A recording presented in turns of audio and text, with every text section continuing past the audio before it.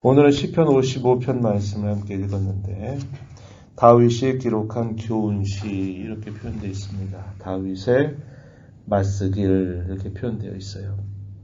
우리가 앞에 읽어왔던 몇 편의 시들은 역시 다윗이 기록한 시인데 어떤 상황 속에서 기록이 되었는가 하는 것을 표제로 달아주고 있는데 오늘 우리가 읽어가는 시편 55편에서는 그러한 표제가 붙어있지 않습니다. 그러나 이 내용들을 좀 살펴보면 어떠한 상황 속에서 다윗이 이런 시를 노래하고 있는가 우리가 짐작해 볼 수 있겠습니다. 그것은 전에는 하나님 앞에서 함께 가장 가깝게 서로 지냈던 귀한 믿음의 동료가 되었던 사람이 어느 날 배반해서 자기를 괴롭히고 자기가 악을 행하는 사람으로 바뀌어져 버리는 상황, 이런 상황 속에서 하나님 앞에 의뢰하며 도움을 구하는 그런 내용입니다.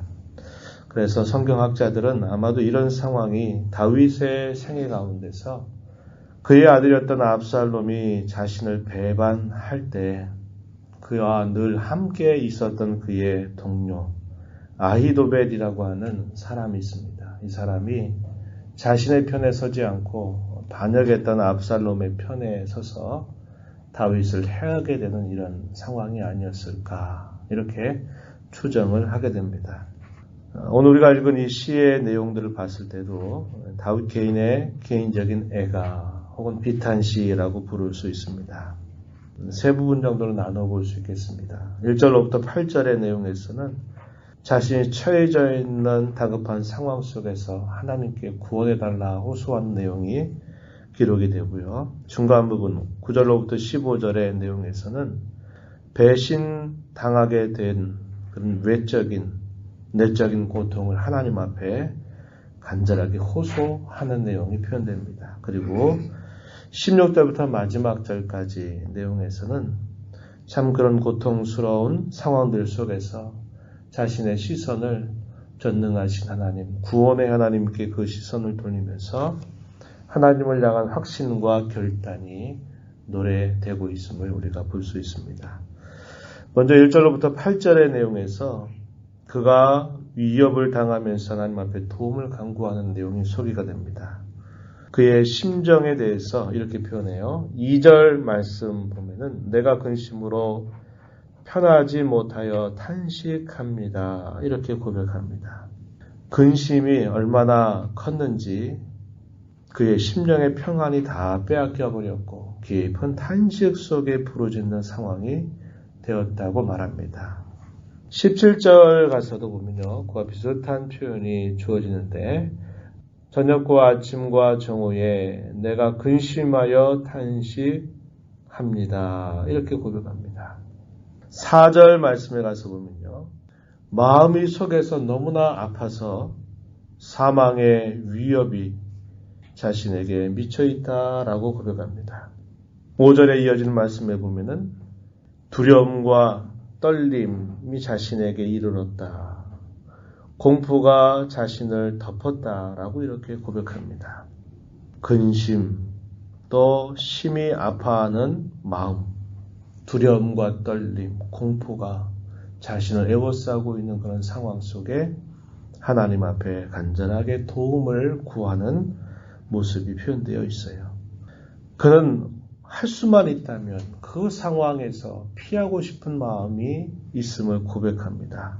6절에서부터 8절 내용에 보면은 이렇게 표현했어요. 6절 만일 내게 비둘기같이 날개가 있다면 날아가서 편히 쉬리로다. 내가 멀리 날아가서 광야에 머무르고 싶다. 이렇게 표현했어요.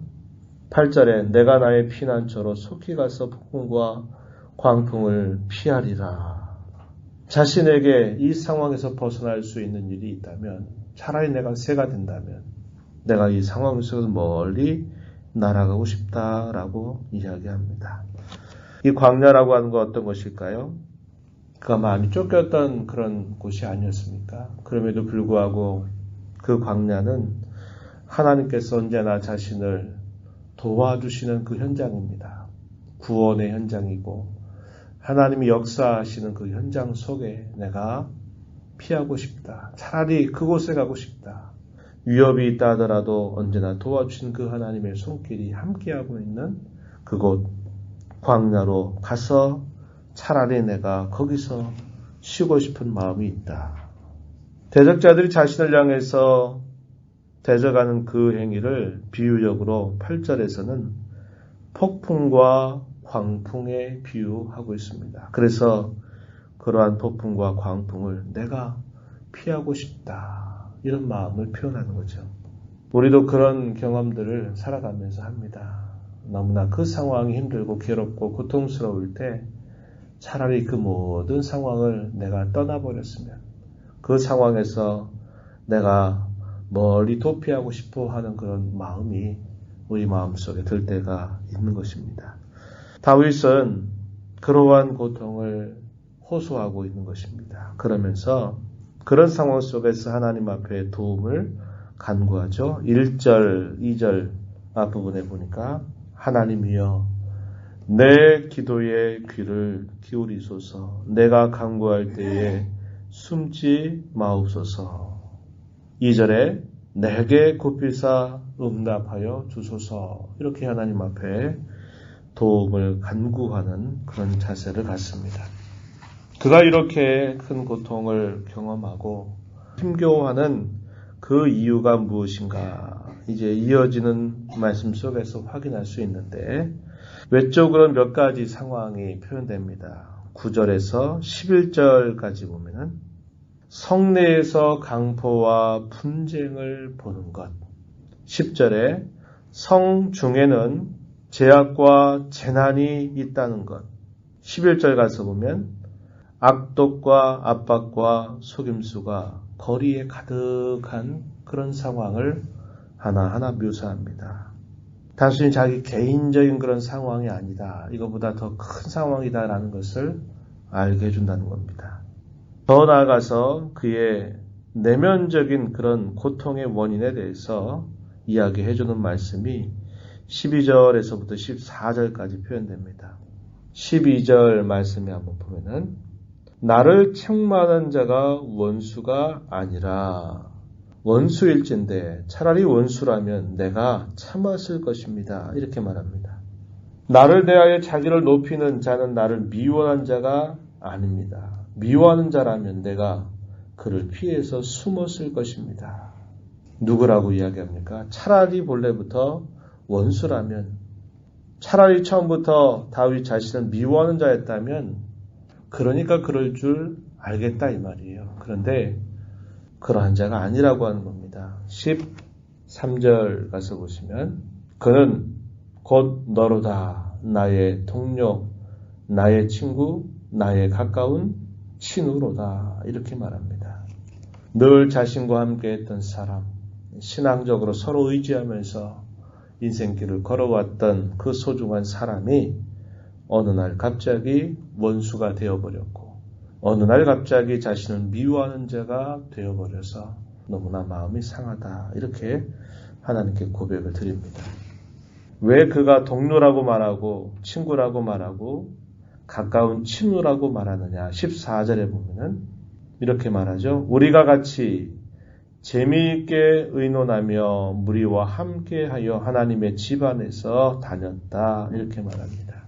그가 동료라고 말하고 친구라고 말하는 그 이유는 재미있게 서로 마음을 같이 해서 의논하기도 했고 무리와 함께 해서 하나님의 집안에서 함께 다녔던 그런 소중한 사람, 변치 않을 것 같은 사람, 언제나 인생 끝나도록 함께 할 것 같은 그 사람이 갑자기 원수가 돼버리고 자기를 미워한 자로 바뀌어버린 그런 상황이 되니까 그 실망감과 그 아픔, 절망감이 너무나 크다라는 사실을 이야기해주고 있는 겁니다.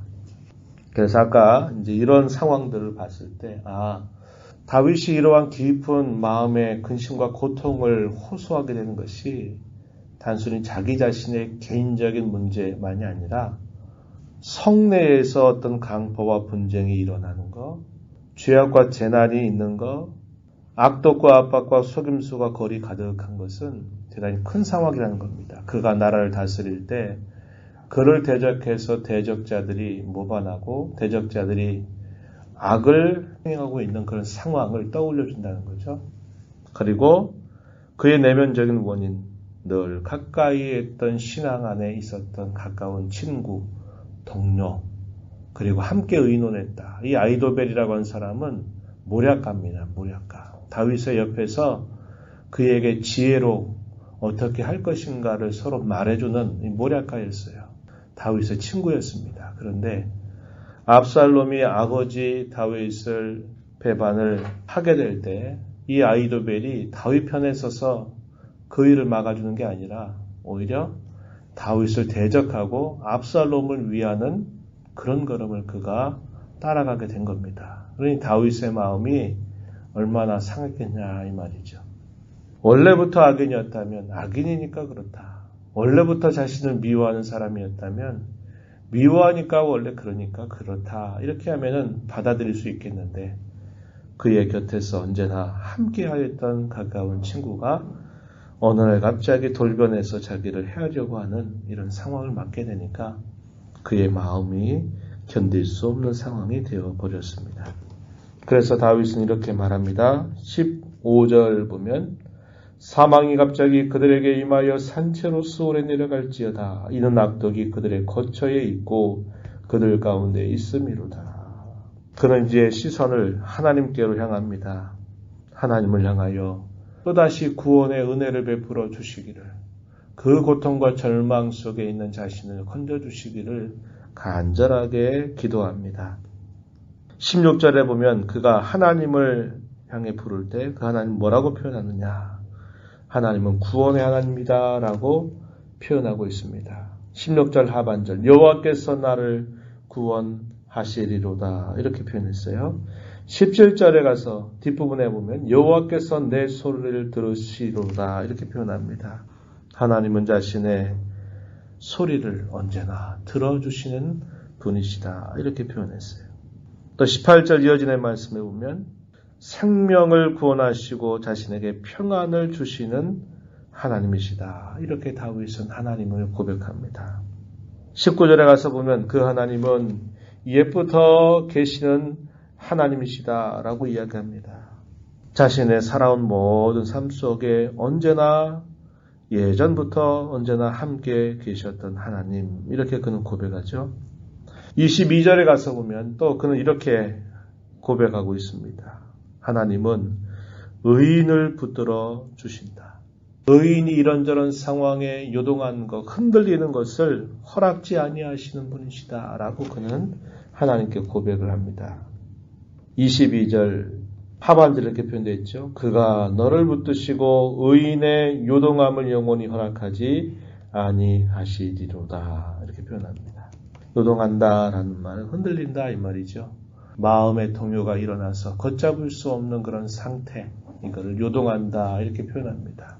그런데 하나님은 자기 백성들이 그렇게 영원히 요동하는 것을 허락하지 아니하시는 은혜로우신 분이시다. 그는 이렇게 고백을 하고 있어요. 그 하나님을 향해서 하나님께서 자신의 그 상황 속에서 또다시 건져주시기를 간절하게 구하고요. 악인에 대한 보응을 하나님께서 분명히 하실 것이다 라고 고백합니다. 21절에 보면요. 그의 입은 우유 기름보다 미끄럽지만 그의 마음은 전쟁. 그 말은 기름보다 유하지만 실제로는 뽑힌 칼이다 라고 말합니다. 위선자라 이 말이죠. 말은 부드럽게 하고 말은 잘하는 것 같은데 그 마음 속에 온갖 악이 가득한 그런 모습을 이렇게 표현하고 23절에 보면요. 주께서 그들을 파멸의 웅덩이에 빠지게 하실 것입니다. 이 악인에 대한 보응을 하나님 앞에 고백하고 반면에 자기 자신은 내 짐을 여호와께 맡겨버리라 이렇게 말합니다. 22절 앞에 이렇게 말하죠. 내 짐을 여호와께 맡기라. 자기 자신을 향해서 스스로 명령하는 겁니다.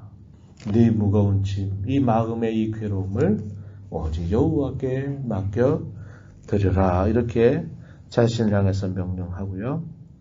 마지막 절 내용에 보면 그는 이렇게 표현합니다. 나는 주님을 의지할 것입니다. 그의 결단, 그의 확신이 이렇게 표현되어 있음을 말해줍니다.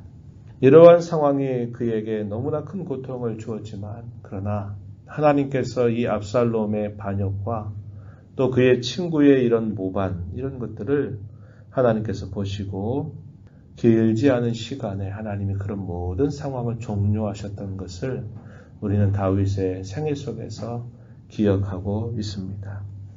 우리 예수님께서도 이 땅에 3년 동안 공생애를 사시고 마지막 부분에 어떤 일을 당하셨나요?